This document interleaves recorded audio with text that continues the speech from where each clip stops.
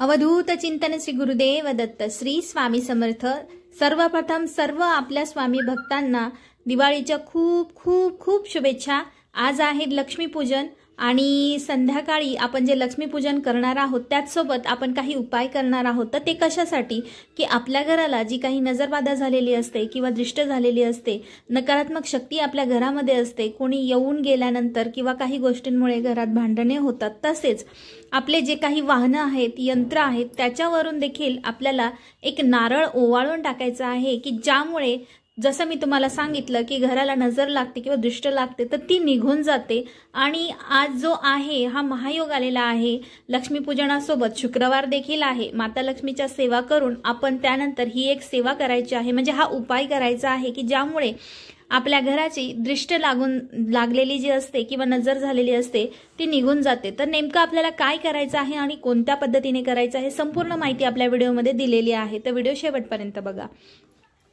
तर आज आहे अमावस्या, अमावस्यासोबतच लक्ष्मीपूजन आहे आणि त्याच्यामुळे आपल्याला लक्ष्मीपूजनाच्या सेवांसोबत अमावस्येचे जे काही उपाय करत असतो ते देखील आपल्याला करायचे आहे। संध्याकाळ झाल्यानंतर सर्वप्रथम आपल्याला आपल्या उंबरठ्यावर स्वस्तिक काढायचं आहे की जेणेकरून या स्वस्तिकमुळे आपल्या घरामध्ये नकारात्मक शक्ती प्रवेश करणार नाही आणि ज्या काही नकारात्मक शक्ती घरामध्ये आहे ते घरातून बाहेर निघून जाण्यासाठी आपल्याला काही उपाय करायचा आहे।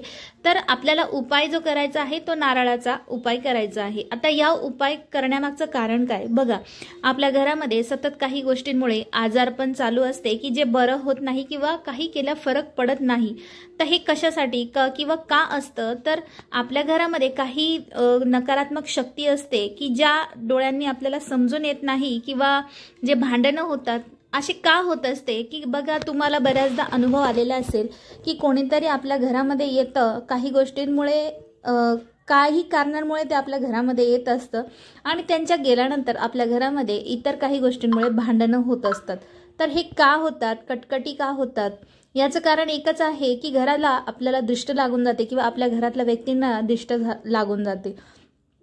तसेच आपले जी वाहनं आहेत त्या वाहनांवरून सुद्धा आपल्याला नारळ ओवाळायचं असतं, कारण ही वाहने आपल्याला जागोजागी व्यवस्थितपणे घेऊन जावे आणि त्याच्यासोबत काही घटना घडू नये म्हणून याला लागलेली दृष्ट काढण्यासाठी किंवा नजर लागलेली असते ती काढण्यासाठी आपल्याला आपल्या वाहनांवरून सुद्धा हे नारळ ओवाळून टाकायचं आहे। आता हे कसं करायचं तर बघा, ज्यावेळेस संध्याकाळी लक्ष्मीपूजन आपण करणार आहोत, लक्ष्मीपूजनच्या सेवा झाल्यानंतर आणि आपल्या घरातल्या सगळ्या गोष्टी झाल्यानंतर आपल्याला ही सेवा करायची आहे। आता अमावस्या तुम्हाला माहिती आहे, अमावस्येची संध्याकाळची जी काही वेळ आहे त्या वेळेपर्यंत आपल्याला ही सेवा करायची आहे। तर आपल्याला आपलं लक्ष्मीपूजन झाल्यानंतर एक नारळ घ्यायचं आहे। नारळाची शेंडी आपल्याला समोरच्या बाजूने करायची आहे आणि समोरच्या बाजूने केल्यानंतर आपल्याला ती 7 वेळा आपल्या घरावरून, म्हणजे जे काही आपलं प्रवेशद्वार आहे त्या ठिकाणावरून, म्हणजे बाहेरच्या बाजूने उभं राहून आपल्याला वरतून खाली असं 7 वेळा ओवाळायचं आहे। ओवाळण्याच्या आधी आपल्याला त्या नारळावर एक त्रिशूळ काढायचं आहे। हे कोरडं सिंदूर जे असतं किंवा अष्टगंध आपण ज्याला म्हणतो, जे केशरी कलरचं असतं, त्याच्याने आपल्याला हे त्रिशूळ काढायचं आहे आणि हे त्रिशूळ काढल्यानंतर आपल्याला 7 वेळा आपल्या प्रवेशद्वारावरून हे नारळ ओवाळायचं आहे। ओवाळल्यानंतर आपल्याला ते नारळ अशा ठिकाणी टाकायचं आहे की कुणाचा पाय पडणार नाही किंवा ते कुणाला काही त्याच्याबद्दल त्रास होणार नाही। आणि सर्वात महत्त्वाचं, हे नारळ 7 वेळा ओवाळताना आपल्याला एक मंत्र म्हणायचा आहे जो अतिशय प्रभावशाली आहे की ज्याचा प्रभाव आपल्या प्रत्येकाला त्याचा अनुभव आलेला आहे।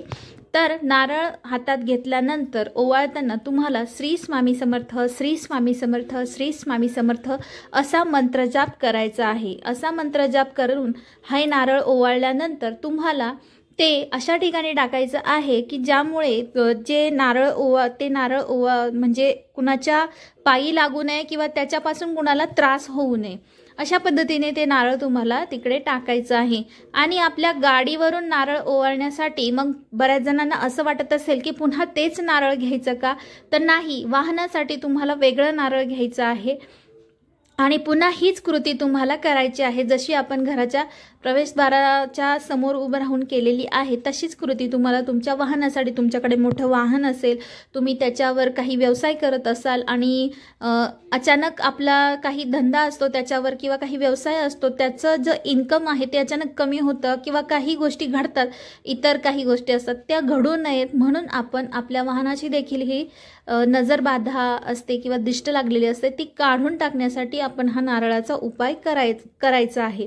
तर आजच्या या महायोगावर आणि चांगल्या दिवसावर तुम्हाला हा नारळाचा उपाय करायचा आहे. याच्याने खूप फरक पडतो आणि हे तुम्ही दर अमावस्येला, दर महिन्याला देखील करू शकता.